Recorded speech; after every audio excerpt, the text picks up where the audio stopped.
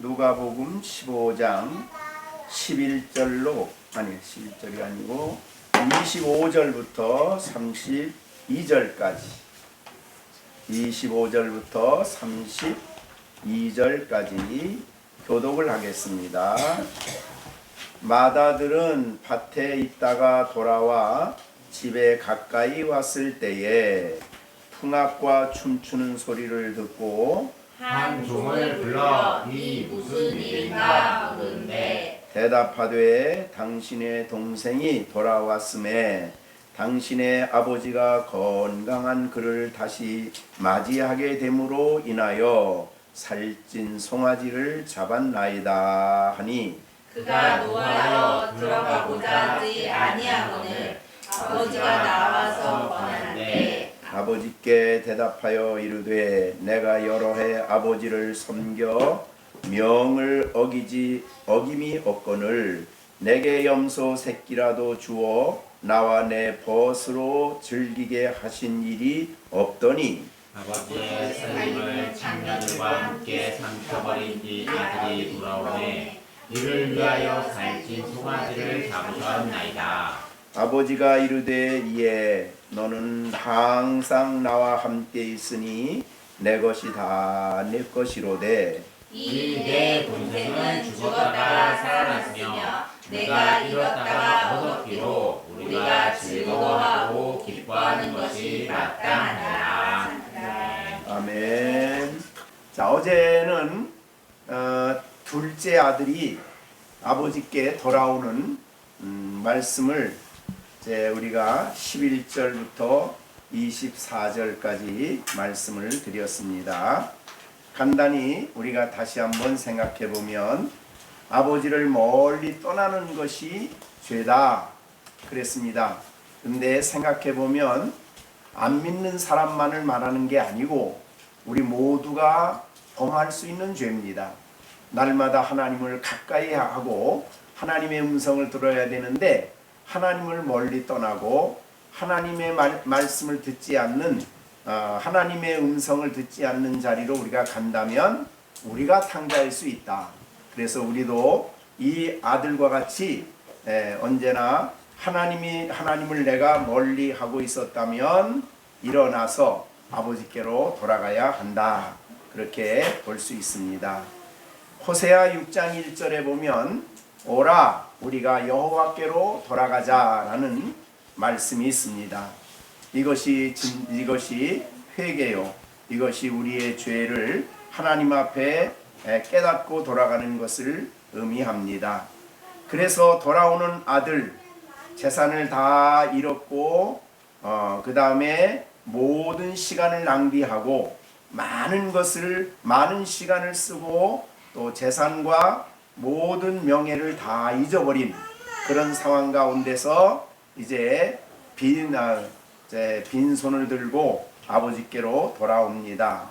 누더기 옷을 입고 뼈만 나온 모습으로 아버지께로 돌아왔을 때에 아버지는 달려나가서 아들을 품에 안는 이런 아들을 기쁨으로 맞이하는 아버지의 큰 사랑을 어제 말씀을 드렸습니다. 그의 모습은 너무나 초라했을 것입니다. 몸에는 냄새가 나고 오랫동안 이 고생한 그의 모습은 정말 우리가 상상해 보면 얼마나 더럽고 추했을까. 그렇지만은 아버지는 그 아들이 더러운 옷을 입고 또 그렇게 초라한 모습으로 그렇게 오랫동안 고생하고 돌아온 아들 있는 모습 그대로를 품에 안고 목을 안고 얼굴에 입을 맞추는 이와 같은 아버지의 모습을 볼 수가 있습니다. 이런 아버지의 모습은 전적인 하나님 아버지의 사랑을 우리에게 너무 잘 보여주는 겁니다. 어떻게 이렇게 죄 지은 사람을 아버지께서 기쁨으로 맞이할 수 있었을까? 그것은 바로 하나님께서 하나밖에 없는 독생자 예수 그리스도를 이 땅에 보내주시고 예수님이 친히 십자가에서 피 흘려 돌아가심으로 모든 사람들의 죄를 용서해 주시는 그런 하나님이십니다. 즉 독생자 예수님을 통해서 예수님이 십자가에 내어주심을 통해서 죄인들이 하나님 앞으로 돌아올 수 있도록, 하나님을 멀리 떠난 인생들이 하나님을 가까이 올 수 있도록 그렇게 해주신 분이 바로 아버지신 것입니다. 그래서 하나님 아버지는 우리가 우리의 죄를 자백하면 하나님은 미쁘시고 의로우셔서 우리의 모든 죄를 용서해 주실 뿐만 아니라 우리를 깨끗게, 우리의 모든 불의를 깨끗게 해주시는 분으로 요한일서 1장 9절에는 말씀하시고 있습니다. 그런 하나님으로 늘 우리를 받아주시고 우리와 화목하시는 영광의 아버지를 우리에게 보여주십니다. 아버지는 우리를 이렇게 한 이유는 아들이 나가기 전에 아들이었고, 나간 후에도 아들이었고, 돌아온 후에도 아들이었습니다. 그래서 그는 아버지로서 아들에게 가장 좋은 옷을 입혔고 손에 가락지를 끼웠습니다. 이게 스가랴 3장 4절에 보면 교회를 대표하는 여호수아가 하나님 앞에 서 있는데 더러운 옷을 입고 있었다 그랬습니다. 그러자 하나님께서 그 더러운 옷을 천사들에게 벗기라 라고 얘기를 하시고 가장 아름다운 옷을 입히라고 하면서 내 죄악이 다 제거되었다라고 스가랴 3장 4절에 말씀한 내용과 같습니다. 손에 가락지를 끼웠다는 것은 창세기 41장 42절에 보면 요셉이 이 옥에 갇혔다가 다시 바로 앞에 섰을 때에 바로는 그를 국무총리로 인정하면서 가락지를 끼워줍니다. 그러면서 너는 이제 인장반지를 요셉에게 끼워주면서 국무총리로서 이 모든 애굽에 있는 사람들은 너에게 다 다스림을 받아야 된다고, 그런 위치를 신분을 회복해 주듯이 여기에 하나님께서 손에 가락지를 끼웠다는 이 비유는 하나님께서 하나님의 자녀의 신분, 우리가 하나님의 자녀로서의 참된 신분을 다시 회복시켜 준 것을 의미한다 그랬습니다.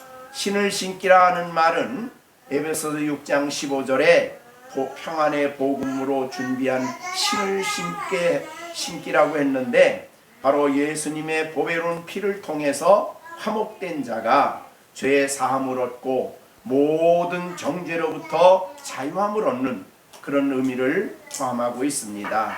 온 집안이 잔치했다는 말은 기쁨으로 받아들이고 아들을 아들로 받아들이고 온 교회가 바로 이 기뻐하는 모습을 보여준 그런 내용으로 어제 말씀을 드렸습니다. 이제 이렇게 모든 사람들이 크게 기뻐하고 잔치하고 있는 그런 그때에 이제 마치 오늘 성경에 본문에 있는 대로 맏아들이 밭에서 일하다가 돌아왔습니다. 돌아와서 집에 가까이 와보니 온 집안이 풍악과 춤추는 소리로 온 집안이 떠들썩합니다. 맏아들은 집에 가까이 와서 한 종을 부릅니다. 이게 도대체 무슨 일이냐? 그랬을 때에 동생이 돌아왔으므로 이제 말합니다. 당신의 동생이 돌아왔는데 당신의 아버지가 건강한 그를 다시 맞이하게 됨을 인하여 살찐 송아지를 잡았나이다 라고 즐겁고 기쁘게 맏아들에게 이야기를 합니다. 그의 이야기 내용에 보면은 당신의 아버지란 말을 하고 있고 당신의 동생이란 말을 하고 있고 이렇게 기쁨으로 다시 맞이하게 됨을 인하여 살찐 송아지를 잡고 잔치를 합니다. 이렇게 보고를 하니까 첫째 아들이 기뻐해야 되죠. 기뻐서 들어가서 뛰어 동생을 끌어안고 이제 내가 왔구나 라고 해야 되는데 28절에 보면 어떡합니까? 그가 노하였다 그랬습니다. 분노했다 그랬습니다. 이 분노하는 이 아들은 어떤 마음을 가지고 있기에 이렇게 분노했을까? 생각해 보면 그는 아버지의 마음을 조금치도 헤아리지 못하고 있습니다. 다만 둘째 아들이 자산을 가지고 나가서 모든 것을 낭비한 것을 생각하며 동생을 인하여 분노할 뿐만 아니라 아버지가 아들을 이렇게 기쁘게 맞아들인 것까지도 아들에게는 분노의 대상이 되었습니다. 그래서 그는 노하여 들어가지를 않습니다. 그러자 아버지가 나옵니다.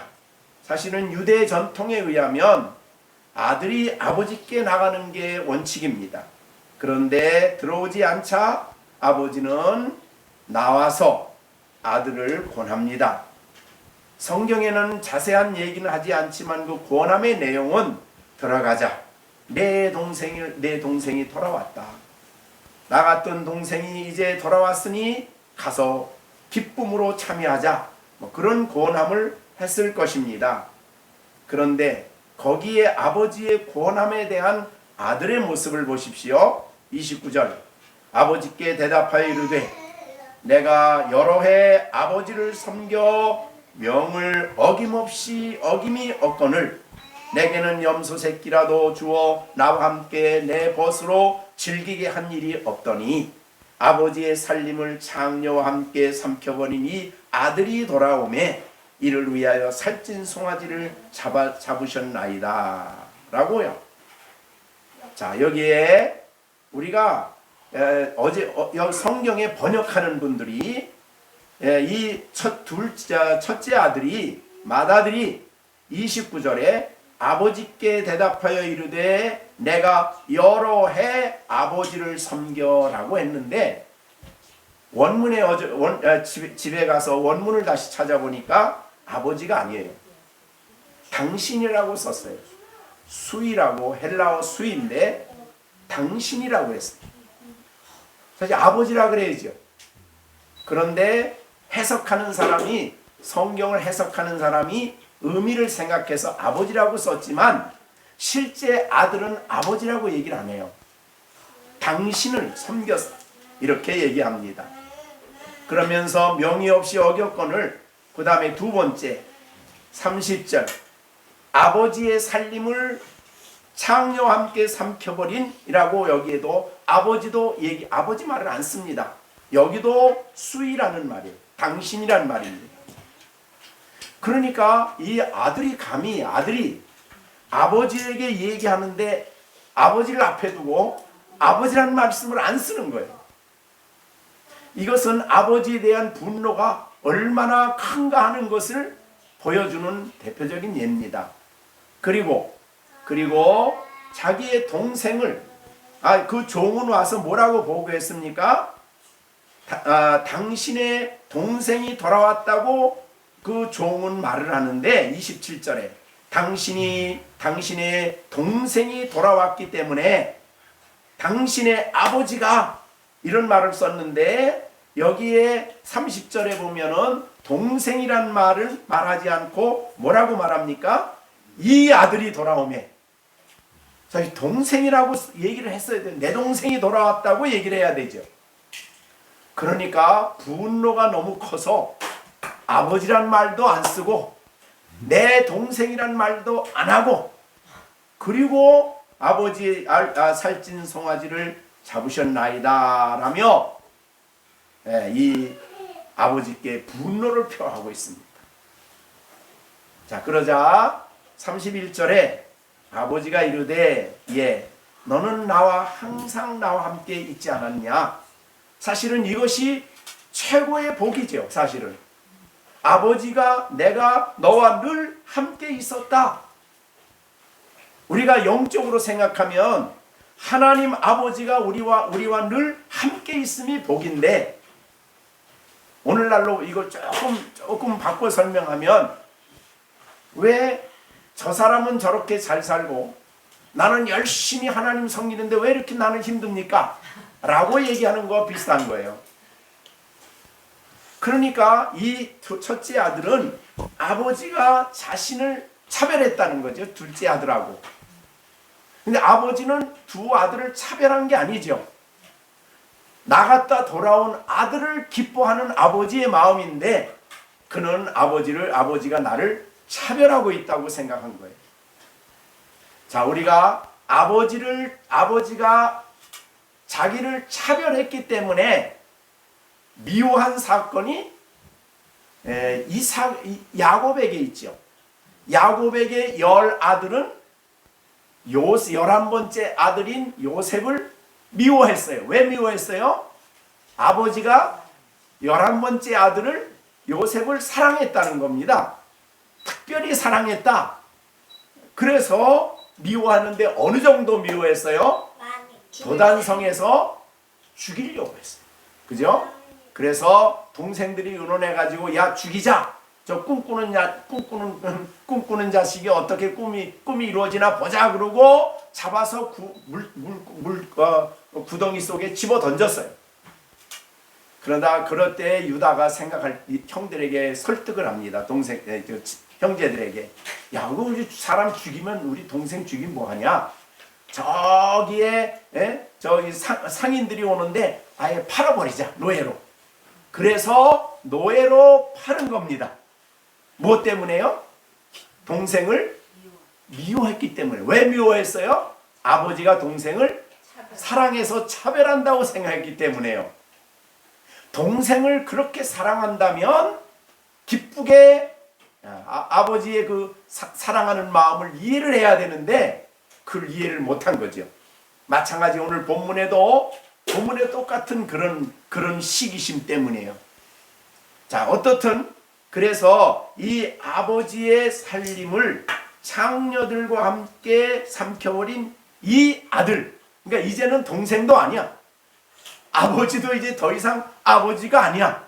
그런 관계가 깨진 상황이 돼버렸어요. 그래서 이제 이 아버지께 분노하는 거죠. 그러나 사실은 아버지가 이렇게 동생을 축하하고 동생을 위해서 살찐 소를 잡았으면 자기 소 잡았어요? 아들이? 아니잖아요. 아버지 소를 잡았지요. 아버지의 재산 중에서 소를 잡아서 해주었어요. 그러니까 아버지가 동생에게 해주는 이 환대와 이 기뻐하는 마음을 자기도 같이 기뻐해야 되는데 그렇지 않은 거죠. 이게 부패한 인간의 마음이라 이 말이죠. 예? 부패한 인간의 본성이에요. 그래서 아버지가 설득합니다. 예, 너는 나와 함께 있지 않았냐? 그동안에 얼마나 아버지의 그 그늘 속에서 얼마나 편안하게 내가 잘 살았냐? 내 것이 다 내 거 아니냐? 이렇게 얘기를 합니다. 그러면서 이렇게 주장을 하죠. 32절에 내 동생은 죽었다가 살아났으며 내가 잃었다가 얻었기로 우리가 즐거워하고 기뻐하는 것이 마땅하다라고 했습니다. 여러분 질문해 볼게요. 자, 우리 시온이 이 첫째 아들이 아버지의 말씀을 듣고 아, 내가 잘못했구나 라고 생각하고 동생한테 뛰어들어가서 동생을 끌어안고 기뻐했을까요? 어땠을까요? 아니면 그렇게 안 했을까요? 좀 싫어하면서 억지로 들어갔을 것 같아요. 억지로라도 들어갔을 것 같아요? 근데 이게 이제 비유니까 예수님의 비유를 여러분이 가만히 해보면 아버지는 얼마나 설득을 했어요. 그리고 아들에게 맏아들에게 나왔어요. 그러니까 사실은 아버지와 함께 있으면서도 아버지와 함께 기쁨을 누리지 못할 뿐만 아니라 당신이라고 얘기하고 내 동생이라고 얘기하지 않고 좀 나쁜 말로 표현하면 이 자식 이럴 정도로 동생에게 얘기하니 가정의 관계가 파괴돼 버린 거예요. 사실은. 자, 이러한 아들에 대해서 성경은요, 예수님은 결론을 얘기 안 하셔요. 자, 우리 같으면, 우리가 생각하면, 야, 예수님은 결론을 좀 내시지. 예? 그 아들이 뉘우치고 맏아들도 들어가서 그 잔치에 참여했다 그러면 얼마나 멋있는 얘기가 되겠어요? 근데 예수님은 결론을 안 내셔요. 자, 우리가 성경에 예수님이 결론 안 낸 부분에 대해서 우리가 억지로 결론을 만들어내려고 노력하지 않아야 돼요. 그냥 있는 그대로 놔둘 수밖에 없어요. 거기다가 우리의 상상력을 동원하지 마세요. 그냥 있는 대로예요. 그런데 이 있는 대로 이 맏아들을 사실은 예수님은 누구를 비유하고 있는 거예요? 앞에 있는 1장 누가복음 1장 2절에 나오죠. 누구예요? 바리새인들과 서기관들이에요. 자, 바리새인들과 서기관들에 대한 이야기입니다. 맏아들은 그러면 바리새인들과 서기관들에 대해서 우리가 결론을 내긴 좀 어려워요. 그런데 우리가 다른 데를 성경을 좀 찾아볼 수 있어요. 그게 23장입니다. 마태복음 23장 전체 내용이 뭐냐면요. 전체 내용이 이렇습니다. 네, 마태복음 23장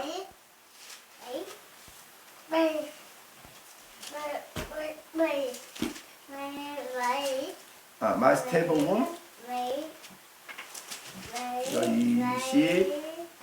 23장입니다. 거기에 누가 나오냐면 자, 이 2절입니다. 서기관들과 바리새인들이 거기 나와요. 그 다음에 이 23장 전체가 다 그거예요. 36절까지 서기관들과 바리새인들에 대한 예수님의 이야기가 나와요. 자, 그 예수님의 이야기가 뭡니까? 예? 주제가 뭐예요? 잘 들어보세요. 주제가 뭔가요? 예. 자, 이 13절 봅니다. 13절. 화 있을진저 외식하는 서기관들과 바리새인들이요. 그 다음에 15절. 화 있을진저 외식하는 서기관들과 바리새인들이요. 계속해서 계속해서 이 이야기를 하십니다.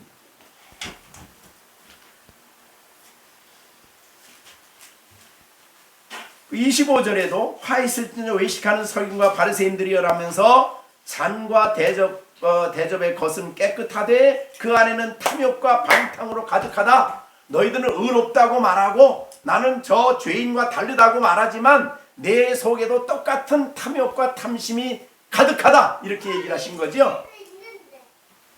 그러니까 예수님의 입장에 볼 때는 탕자나 돌아온 아들이나 둘째 아들이나 내용상으로는 그 마음에는 똑같이 죄가 있는 거예요, 사실.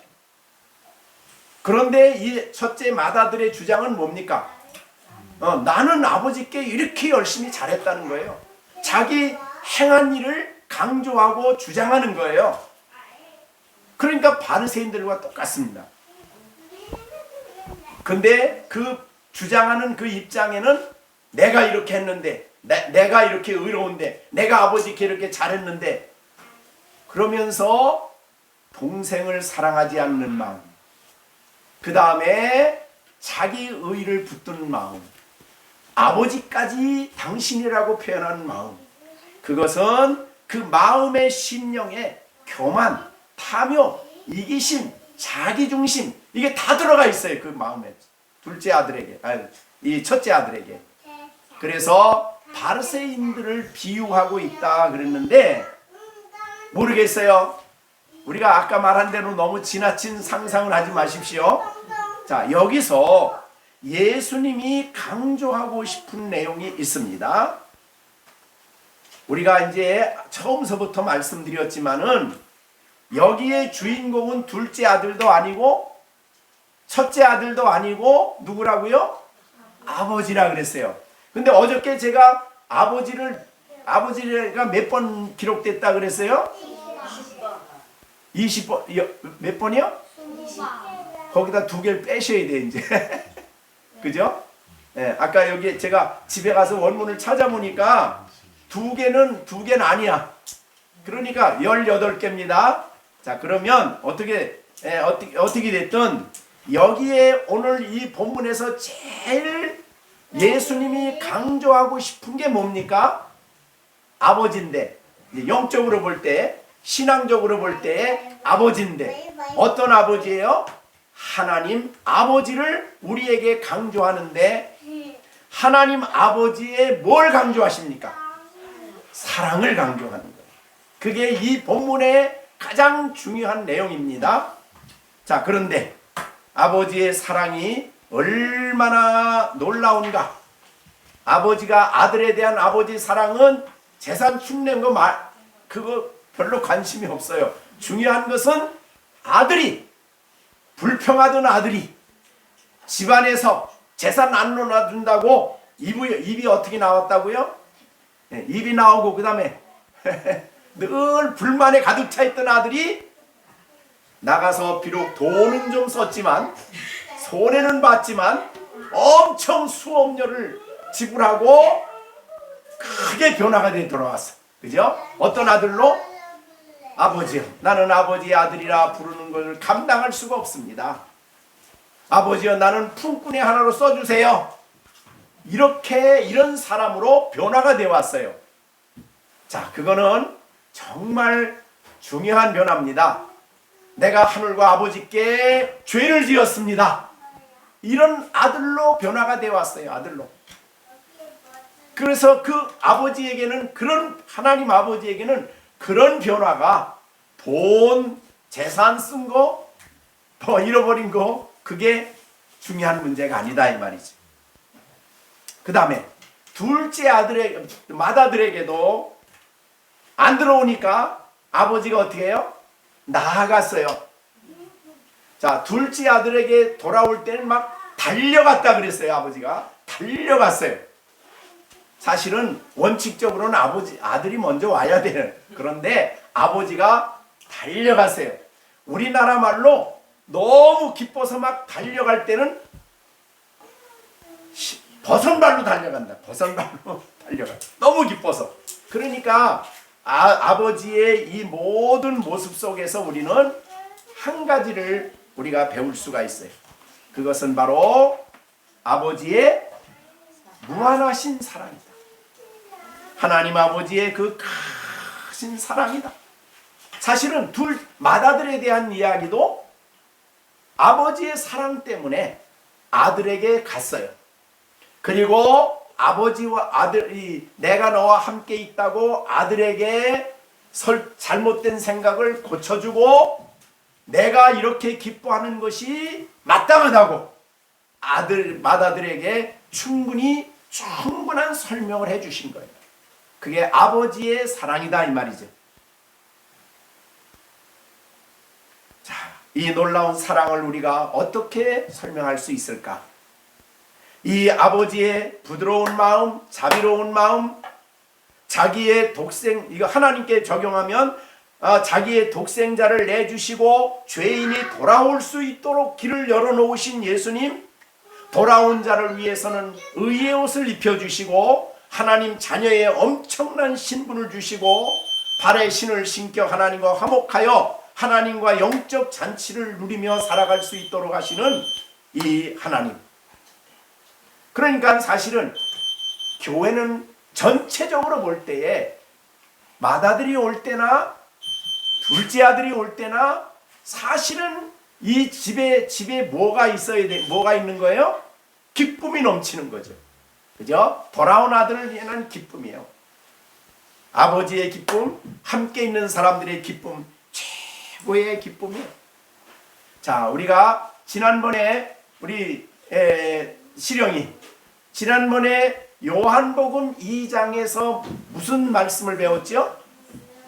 요한복음 2장에 가나의 무슨 집이에요?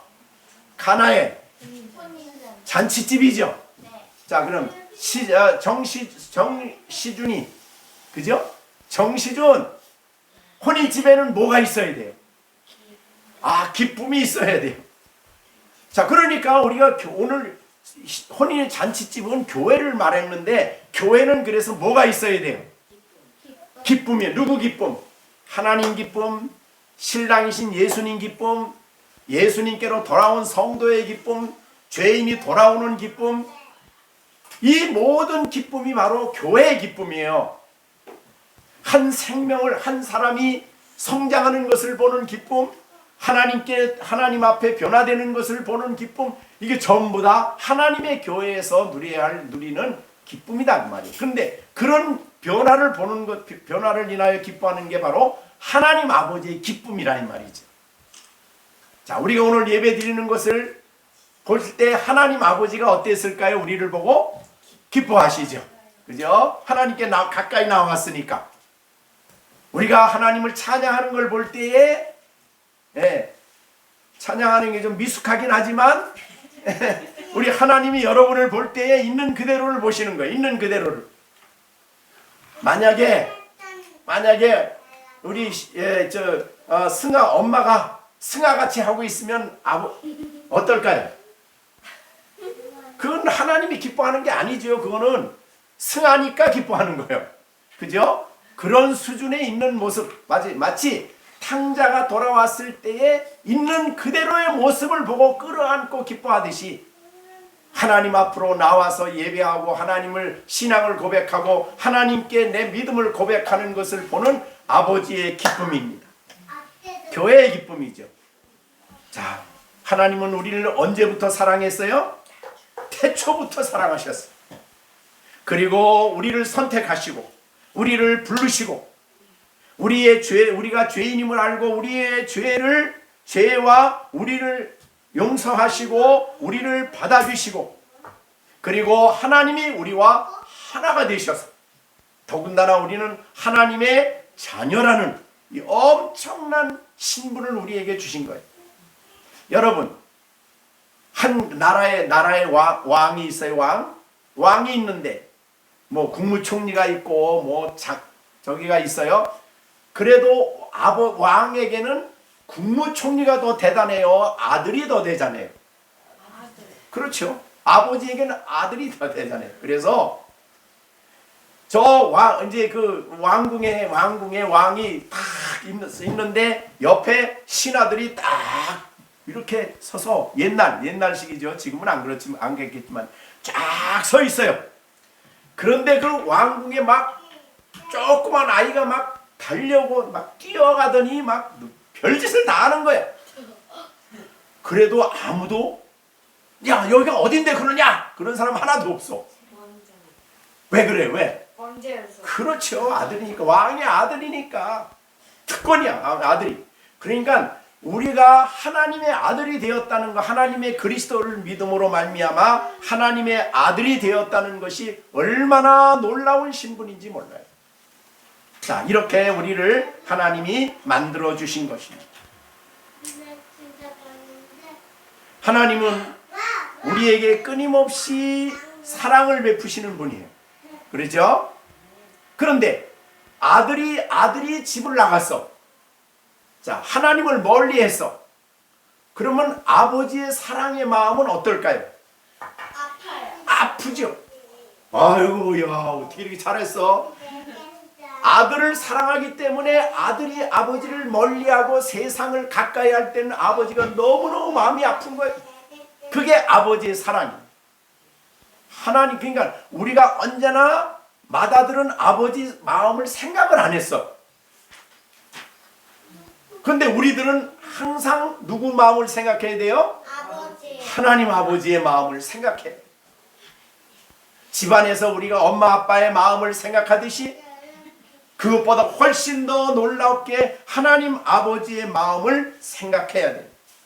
우리를 향하신 하나님의 사랑이 클수록 우리가 하나님의 사랑이 너무 크고 너무 완전하고 너무 놀라울수록 우리가 하나님을 멀리하면은 하나님을 슬프게 하면 하나님은 더욱더 마음이 아픈 거예요.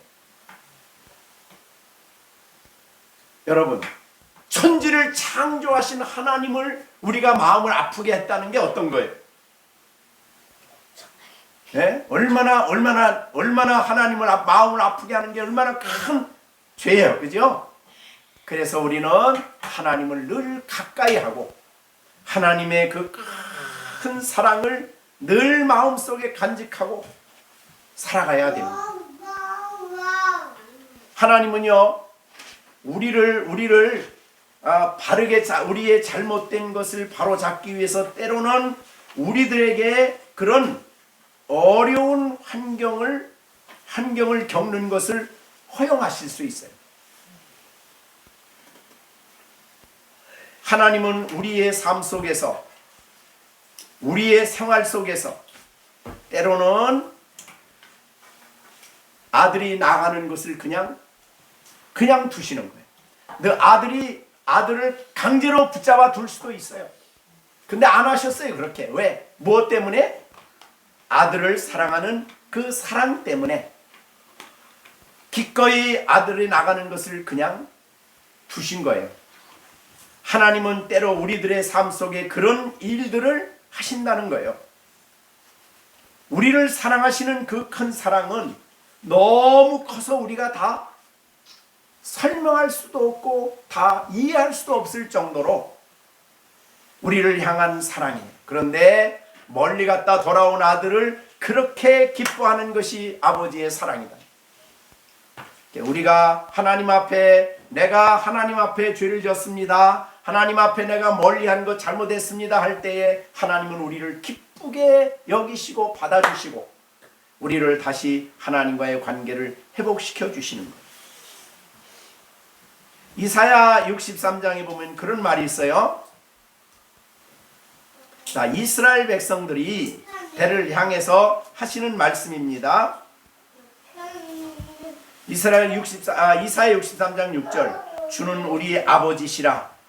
아브라함은 우리를 모르고 이스라엘은 우리를 이방인이라고 인정하지 아니할지라도 여호와여 주는 우리의 아버지십니다 그랬어요. 옛적부터 주의 이름은 우리의 구속자이십니다. 자, 이사야 64장 8절에 여호와여 이제 주는 우리의 아버지십니다. 우리는 진흙이요 주는 토기장이십니다. 그러니까 하나님은 우리를 육신의 모습대로 그렇게 그냥 두지 않아요. 토기장이니까 우리를 하나님의 형상대로 우리를 빚어가시고 만들어 가시는 거예요. 우리를 그렇게 변화시키시길 원하셔요. 못된 모습으로 그냥 죄성을 가진 그냥 모습 그대로 두기를 원치 아니하신다 이 말. 그래서 때로 이런저런 어려움에 솔로몬에게 그래서 그런 말 했어요. 솔로몬은 이제 아들이죠. 하나님 말씀하기를, 야, 내가 솔로몬에게는 만약에 그가 죄를 짓고 있고 잘못한다면은 사울에게서 구원의 은혜를 뺐듯이 그렇게 안 뺏는다. 왜? 자녀기 때문에. 그러나 만약에 죄를 계속 짓고 있으면 내가 사람의 막대기와 인생의 채찍으로 쳐서라도 솔로몬을 바르게 세워줄 거다. 그게 아버지예요. 그게 아버지의 사랑이에요. 자, 자기 자녀가 막 잘못된 대로 막 가는데, 세상으로 막 가는데, 집에 있으면서도 아버지와 관계가 안 돼 있는데 그냥 둘 수가 없죠. 아버지는. 그래서 아버지는 이렇게 아들을 고치는 겁니다. 고치기 위해서 야단도 치고 생망도 한다고 말이죠. 더군다나 하나님 아버지는, 육신의 아버지도 그런다면 하늘 아버지는 더하다 이 말이죠. 그래서 우리를 바로 세우기 위해서 놀라운 사랑으로 우리를 지혜롭게 우리를 변화시키시고 만들어 가시는 그런 하나님이라는 것을 우리에게 보여주시고 있습니다. 자, 우리가 이 사랑을 좀 더 우리가 느끼기 위해서, 우리가 생각하기 위해서 찬송가 304장을 한번 불러봤으면 좋겠어요. 304장. 자, 우리를 향하신 하나님의 사랑이 어떤 건가? 그 사랑을 조금 느낀 사람은 깨닫고 이 시편을, 이 찬송가를 지었어요. 304장 우리 같이 한번 부르겠습니다. 다 같이 304장 찾으세요. 찾았어요? 같이 부르겠습니다. 그 크신 하나님의 사랑 말로 다 영영 못하네. 저 높고 높은 별을 넘어 이 낮고 낮은 땅 위에 죄범한 영혼 구하려 그 아들 보내사 화목제로 삼으시고 대용서하셨네. 하나님 크신 사랑은 증량다 못하네. 영원히 변치 않는 사랑 성도여 찬양하세. 괴로운 세절 지나가고 땅 위에 영화세 할 때 주 믿지 않던 영혼들은 큰 소리 외쳐 울어도 주 믿는 성도들에게 큰 사랑 베푸사 우리의 죄 사했으니 그네 잊을까. 하나님 크신 사랑은 증량다 못하네. 영원히 변치 않는 사랑 성도여 찬양하세. 하늘을 두루마리 삼고 바다를 먹물 삼아도 한없는 하나님의 사랑 장기로 갈 수 없겠네. 하나님의 크신 사랑 그 어찌 닿았을까. 저 하늘 높이 쌓아도 채우지 못하리. 하나님 크신 사랑은 증량다 못하며 영원히 변치 않는 사랑 성도여 찬양하세. 자, 우리 1절은 엄마 아빠들만 부르시고 3절은 우리 어린이들만 부르겠습니다. 자, 뜻을 잘 생각하시면서 하나님이 이처럼 우리를 사랑하셨다는 것을 마음속으로 생각하며 우리의 고백이 되었으면 좋겠어요. 나의 고백이 됐으면 좋겠다. 그런 생각이 들어갑니다. 자, 1절은 부모님들이 먼저 하겠습니다. 시작. 크신 하나님의 사랑 말로 다 영영 못하네. 저 높고 높은 별을 넘어 이 낮고 낮은 땅 위에 죄범한 영혼 구하려 그 아들 보내사 화목제물 삼으시고 재용서하셨네. 하나님 크신 사랑은 증량다 못하네. 영원히 변치 않는 사랑 성도여 찬양하세. 자, 3절은 우리 어린이들 하겠습니다. 3절. 하늘을 두루마리 삼고 바다를 먹물로 삼아도 하나님의 한없는 하나님의 사랑은 다 기록할 수 없습니다. 자, 우리 3절은 어린이들 다 같이 합니다. 시작. 하늘을 두루마리 두루마리 삼고 바다를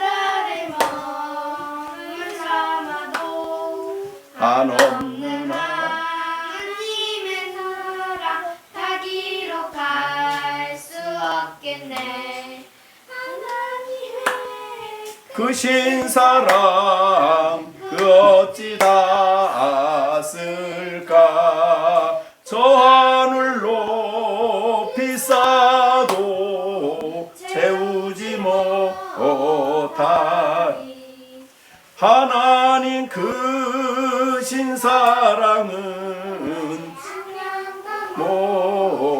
못하며 영원히 변치 않는 사랑 성도여 찬양하세.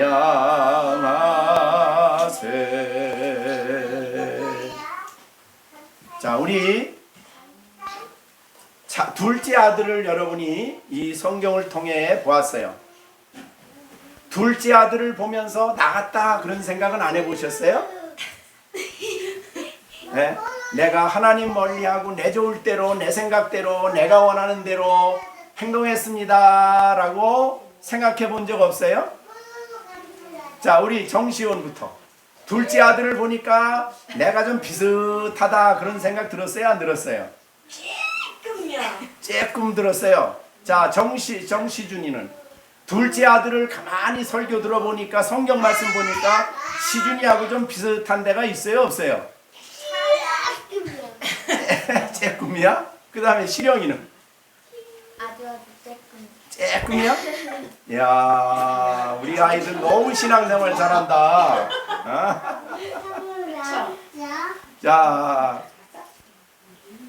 자, 이제 아버지의 뜻이 아니라 내 뜻대로 삽니다. 그런 사람은 누구와 비슷한 거예요? 둘째 아들이. 자, 그러면 첫째 아들은 어때? 첫째 아들을 보니까 어때요? 자, 우리 시온이 보니까 첫째 아들 보니까 내가 좀 있는 것 같아요? 거기도 조금이에요?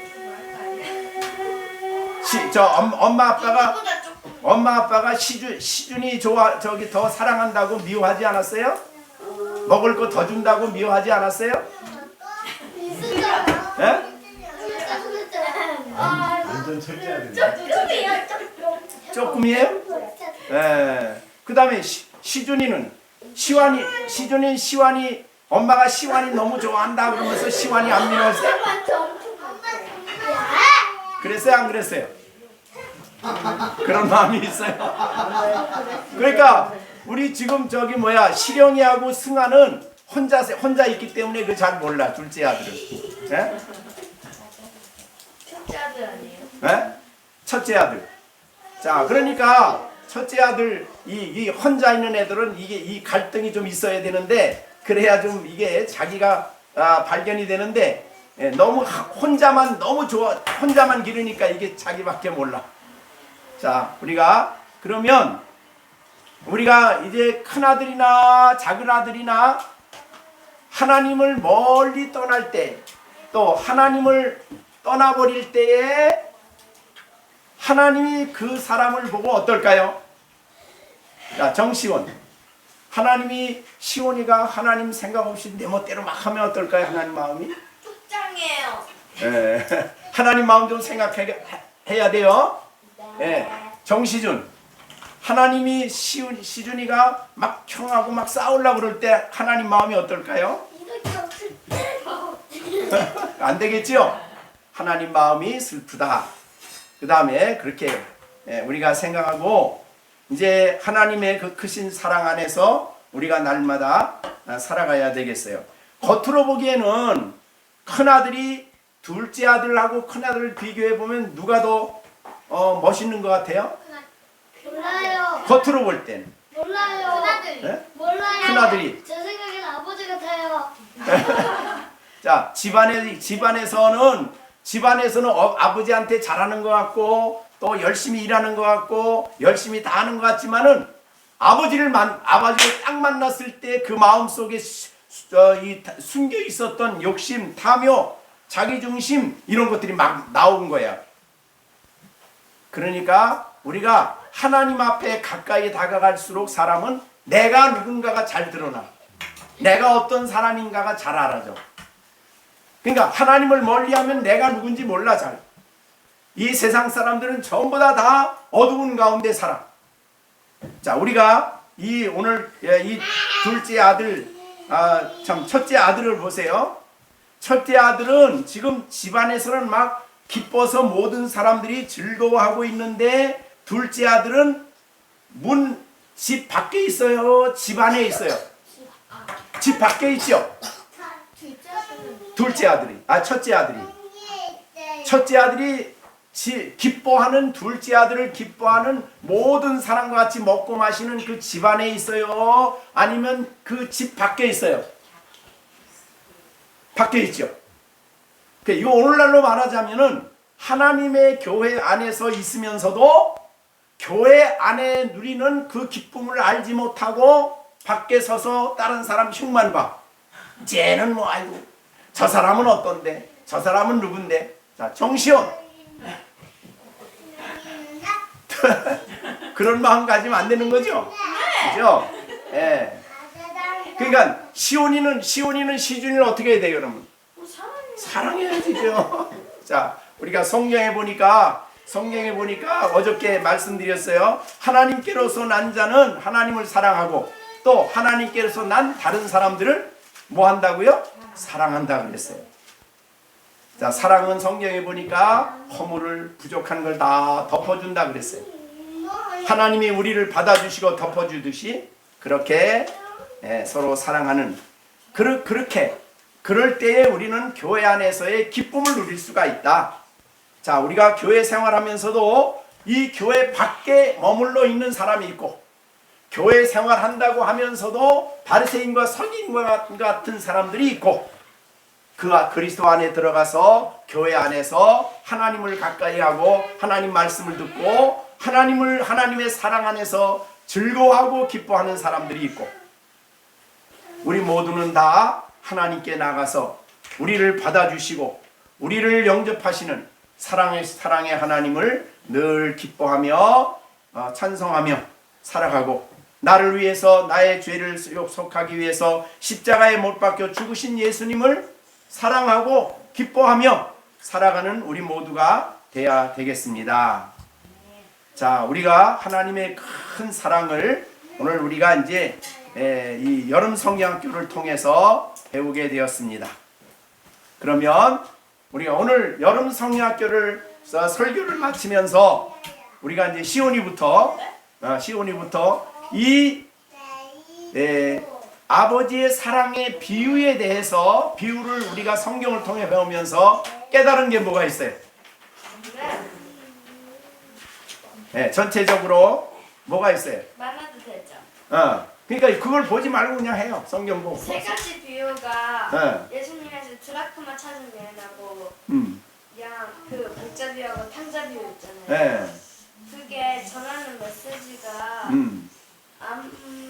그러니까 죄인이 하나님께 돌아온다는 그런 뜻이잖아요. 돌아오는 거를 누가 기뻐해요? 그래서 아니 그게 돌아오는데 목자는 뭐예요? 목자가 예수님이 기뻐하고 그거 아니에요, 그죠? 네. 드라크마는 하나님. 천사들이 기뻐하고 그 다음에 형제는 하나님이요. 세 번째는 누가 기뻐해요? 하나님 아버지가 기뻐하고. 그러니까 그러죠. 그 예수님으로부터 떠난 자들이 들어갈 때의 기쁨은 천사와 하나님과 아버지가 기뻐한다는 예수님도 거예요. 기뻐하시고. 그리고 이번에는 목사님이 그 바리새인하고 서기관하고 비유하셨잖아요. 강자를. 그걸 또 새로 알았고 그리고 하나님이 없는 곳으로 가면은 우리가 하나님을 떠나면은 하나님의 영향이 없다는 걸 알았고 그리고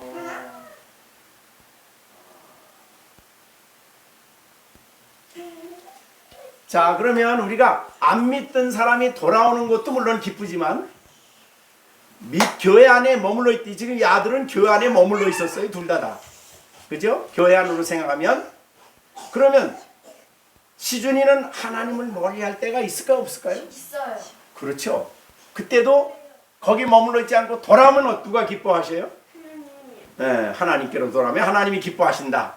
계속 머물러 있으면 거기 집 밖에 머물러 있으면 속상하지요. 누가 속상해?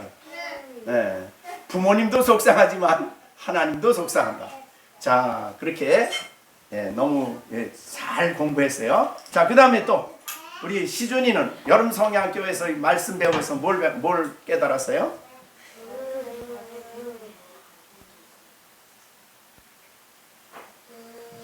네. 어? 그냥 깨달아진 것만 얘기해. 딴거 생각하지 말고. 어? 모르겠다. 어떻게 했다?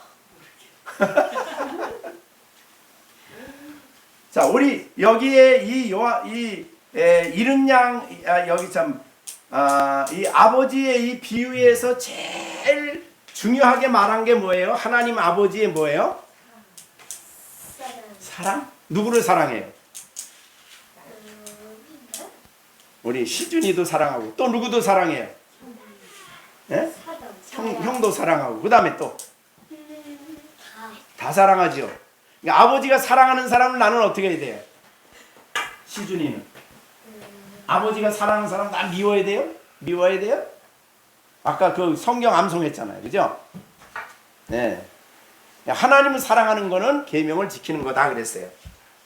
자, 그 다음에 우리 또 시령이 이 말씀을 배우면서 말씀을 통해서 뭘 배웠어요? 하나님을 떠나는 것이 죄고 하나님 옆에 있는 것이 복이라는 걸 알았고 하나님의 크신 사랑 안에 있어야 하겠다고 생각했습니다. 또 다 됐어요? 네. 자, 하나님의 그 큰 사랑의 품속에 거하는 게 얼마나 행복한지. 그러면 우리가 시령이는 행복한 사람이에요? 불행한 사람이에요? 친구들은 어째서? 하나님 안에 거야. 하나님 안에 있고 하나님의 사랑 안에 있고 하나님께로 나오고 우리가 주일날 이렇게 하나님을 가까이 나오면은 누가 기뻐하시는 거죠? 하나님이 나를 기뻐하시고 나를 기쁨으로 맞아주시고 그랬어요. 자, 그 다음에 학승아 네. 오늘 뭐 얘기할 거예요? 거기 둘째 아들이 어.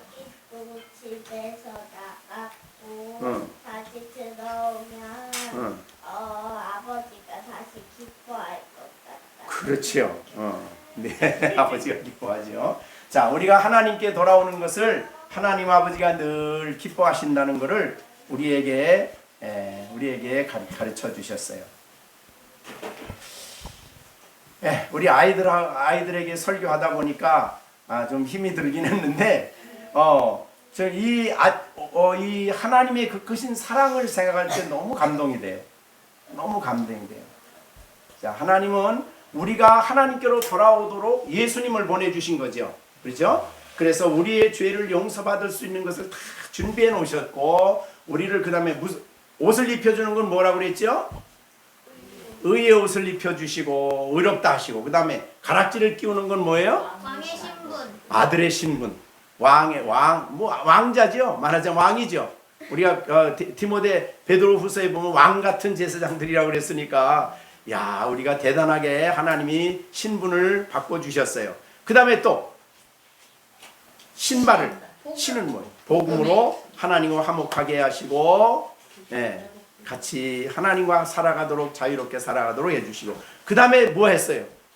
집에서 큰 잔치를 베풀 정도로 하나님이 우리를 기뻐하시는 거예요. 그래서 사실은 우리가 예배 드릴 때는 예배 드리고 하나님 앞에 이 예배 드리는 이 시간은 사실은 잔치하는 시간이에요. 하나님이 우리를 맞아주시고 기뻐하시는, 신령한 양식의 음식을 준비하시고 영적 양식을 준비하셔서 우리에게 이 은총을 주시는 걸 생각할 때에 하나님의 그 큰 사랑은 말로 다 할 수 없다는 게 우리의 고백이다, 이렇게 생각이 됩니다.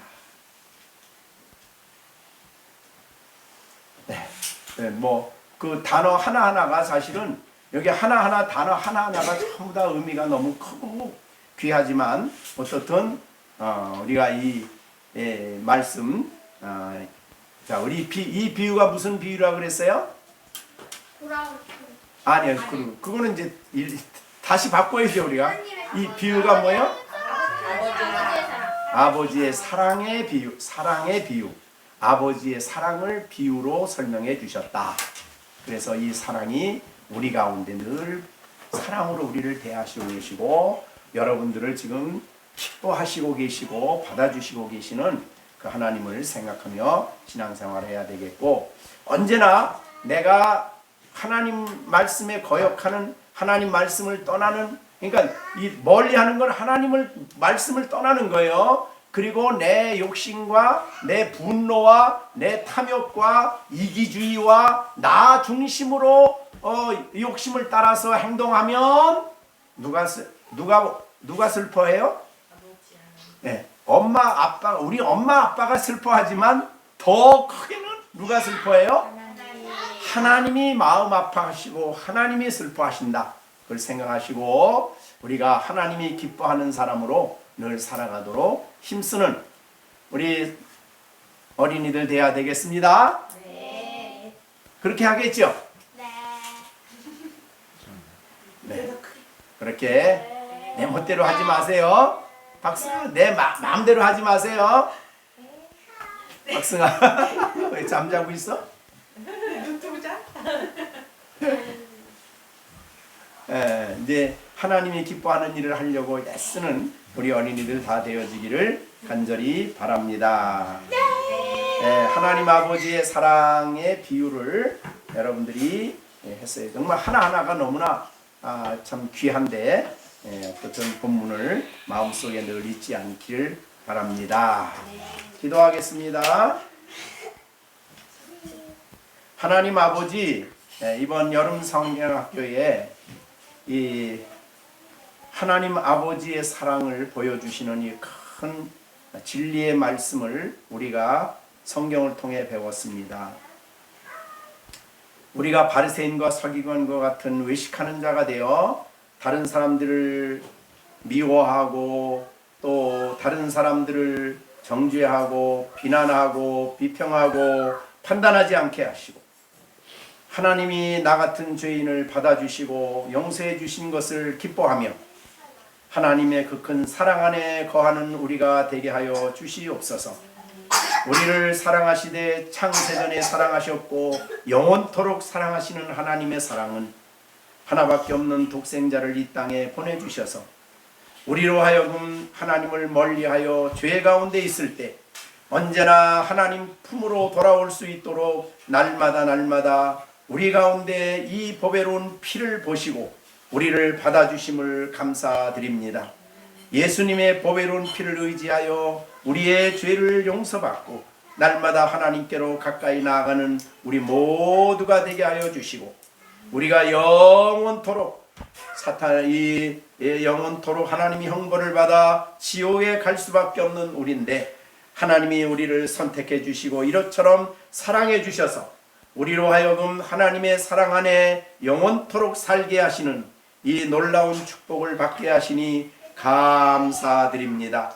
나를 받아주심도 감사하지만 형제를 받아주심도 감사하고, 그래서 우리가 우리 믿음의 식구들 안에 서로 형제들 안에 진정한 사랑과 좀 기쁨을 가지고 서로 하나님을 섬기는 우리 모든 믿음의 식구들이 되게 하여 주시옵소서.